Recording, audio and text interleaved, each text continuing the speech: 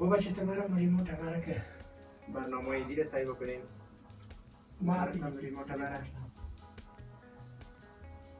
انداختی پلک شفیت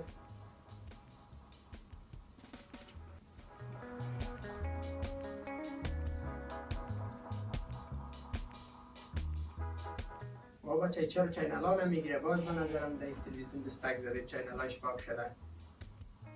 بخی سعی که لاین مینش فکنده نشده جای سعی که اگه خراب است بخی بده اگه جینر ویک جور کنه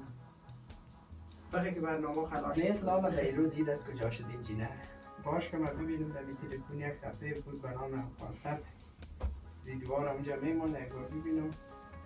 از روی از دیدم عیارش میکنم بده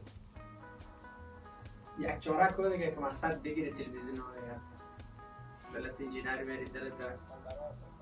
تلویزیون سعی میکنی در جای سعی میکنی مقصد تلویزیون ها را جور کنی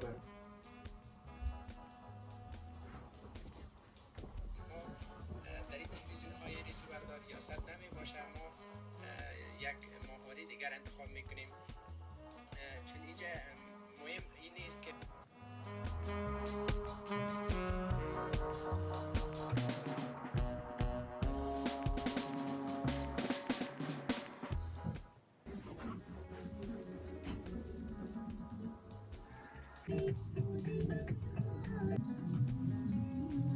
و بچه همون سفر هم یک سابسکرایب کو که سبا روز به درد ما میخوره کدام وقت اگر کدام مشکل پیدا شود تلویزیون اموره باز ایام کده بتانیم یک سابسکرایب بشکو